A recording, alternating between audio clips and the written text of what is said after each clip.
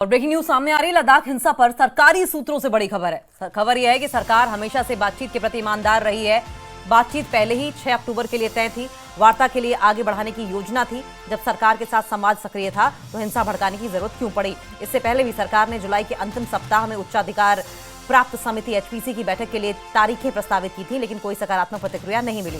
भूमि, रोजगार, संस्कृति और ऐसे सभी संवेदनशील मुद्दों की सुरक्षा, उनके लिए पर्याप्त प्रावधान करना हमेशा से सरकार की प्राथमिकता रही है और सरकार इन विषयों पर खुले मन से चर्चा करने का इच्छुक हो। लद्दाखियों के हित की रक्षा हमेशा प्राथमिकता रही है। ये विभिन्न कदमों से स्पष्ट होता है, जैसे आरक्षण को बढ़ाकर 85% करना और अन्य निर्माण।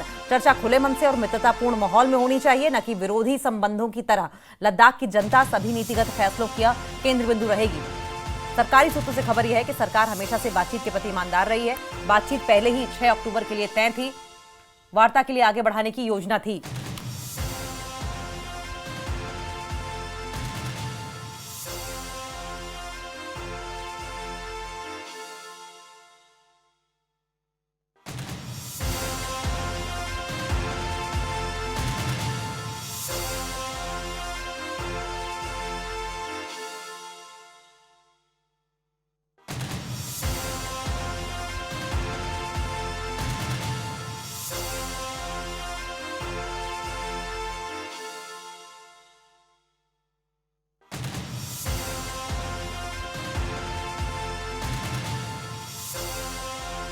है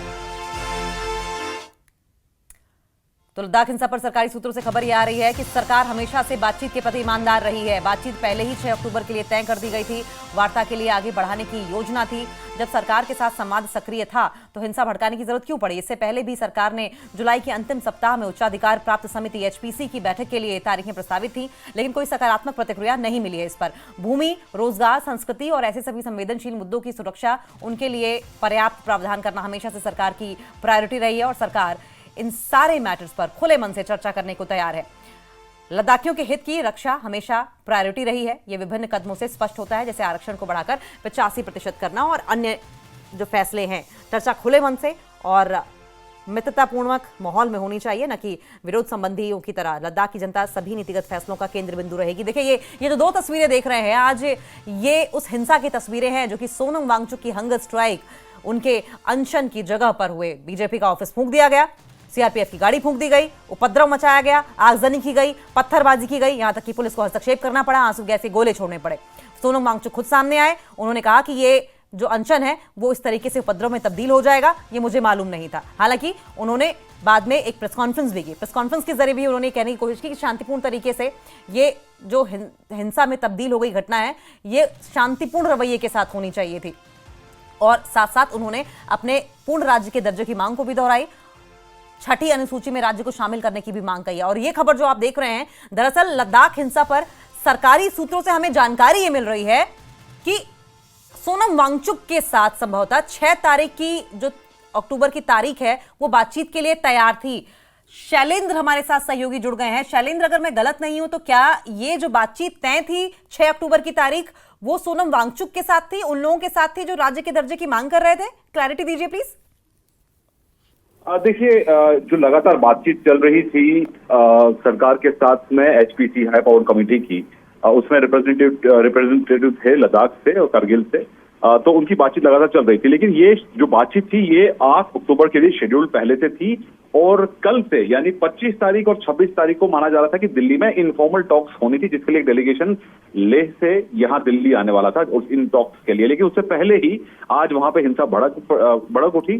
सरकार की तरफ से जो हमारे सूत्र ये बता रहे हैं कि इसको लेकर जो सरकार है हमेशा लद्दाख के जो इश्यूज हैं, जो सेंसिटिव मामले हैं, उनको लेकर हमेशा तत्पर रही है और बातचीत के लिए हमेशा सरकार तैयार रही है। लेकिन जो ये हिंसा की गई, इसका मकसद क्या था, ये अब तक साफ नहीं हो पाया है, क्योंकि सरकार बातचीत से पीछे नहीं हटी थी और सरकार ने पिछले कुछ सालों के अंदर लद्दाख के लिए कुछ ऐसे कदम उठाए हैं वहां के प्रोटेक्शन के लिए, चाहे वहां पे लैंड प्रोटेक्शन हो, जॉब प्रोटेक्शन हो।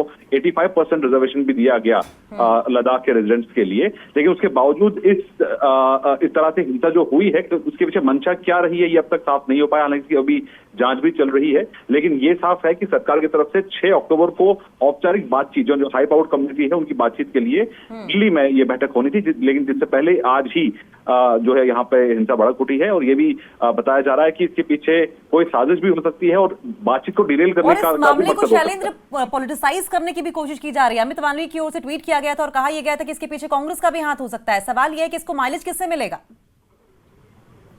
देखिए, सीधी बात यह है कि सरकार ने हमेशा से ही लद्दाख के इश्यूज पर, चाहे वो भूमि, रोजगार या संस्कृति हो, ऐसे सभी संवेदनशील मुद्दों को लेकर उनकी सुरक्षा और जो भी जरूरी है प्राथमिकता रखते हुए सरकार ने कदम उठाए हैं। और इसीलिए बातचीत के जरिए सभी मसलों को या जो उनकी मांगे हैं उन पर बातचीत के लिए सरकार हमेशा आगे रही है।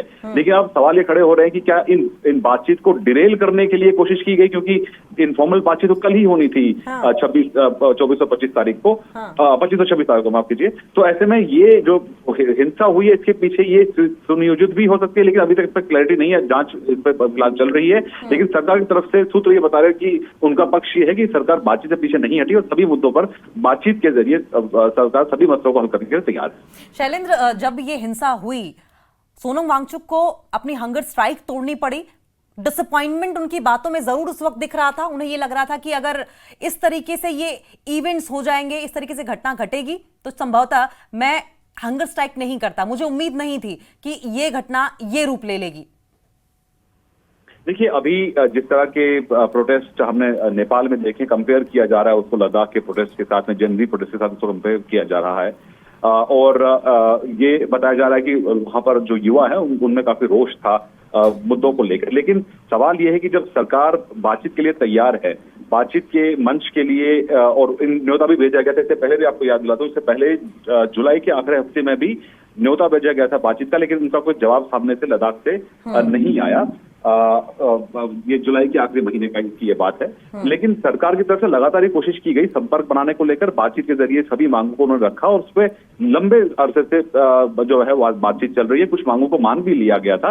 लेकिन ऐसे में हिंसा पर उतार आना, इस पर सवाल खड़े हो रहे हैं कि क्या इसके पीछे कोई साजिश हो सकती है। लेकिन फिलहाल सभी पहलुओं की जांच चल रही है और भारत सरकार की तरफ से एक बार फिर इस बात को दोहराया गया है कि बातचीत के जरिए ही हम सभी मुद्दों पर बातचीत के लिए हम पीछे नहीं हट रहे हैं। और जो भी लद्दाख के सेंसिटिव इश्यूज हैं उसको लेकर सरकार हमेशा से सीरियस रही है।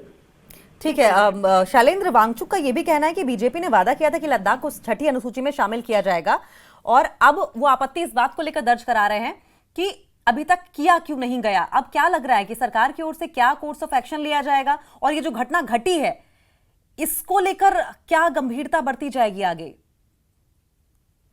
देखिए, फिलहाल जो बातचीत है वो आगे भी जारी रहेगी, लेकिन इसी बीच जो हमारे सूत्र हैं वो ये बता रहे हैं कि जिस तरह से हिंसा हुई है उसके बाद इसमें 4 लोगों की जान गई है, 70 के आसपास इसमें जख्मी हुए हैं।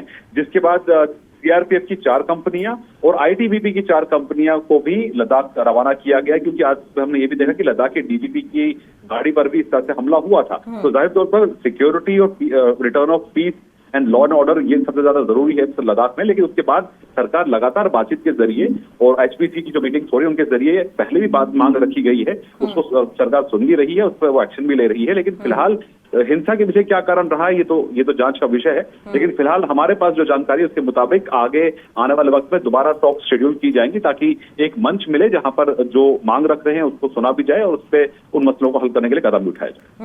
बहुत बहुत शुक्रिया शैलेंद्र आपका। लेकिन जिस तरीके से हिंसा हुई है, कॉन्स्पिरेसी क्यों रची गई, इस पर भी सवाल है। क्या कोई कॉन्स्पिरेसी थी भी या नहीं थी, और अगर ये कॉन्स्पिरेसी थी तो किसकी साजिश थी, ये सवाल ये भी है। सवाल ये है कि इस हिंसा के पीछे माइलेज किसको मिलना था। लगातार बीजेपी कांग्रेस पर निशाना साध रही है। वहीं कांग्रेस की ओर से इस तरह के दावे किए जा रहे हैं कि जंजीज थे ये। हालांकि बीजेपी की ओर से अमित मालवीय की ओर से ट्वीट किया गया था और कहा गया था कि कांग्रेस का इसमें हाथ है, जंजीज का कोई लेना देना नहीं है। सोनम वांगचुक अब भी अपनी मांगों पर अड़े हुए हैं। उनको इंतजार है कि कब सरकार से बातचीत होगी। जो सरकार की ओर से वादा किया गया है उसको ध्यान में रखकर लद्दाख को राज्य का दर्जा दिया जाएगा, 6ठी अनुसूची में शामिल किया जाएगा। हालांकि 6 अक्टूबर की तारीख तय थी, लेकिन उसके बावजूद वो कौन से लोग थे, क्या मंशा थी, क्या साजिश थी कि ये जो बातचीत होनी थी, जो डायलॉग होना था, उसे डिरेल करने की कोशिश की गई। बातचीत पहले ही 6 अक्टूबर के लिए तय कर दी थी, लेकिन उसके बावजूद ये मंजर जो आप टीवी स्क्रीन पर देख रहे हैं इसे बनाया गया।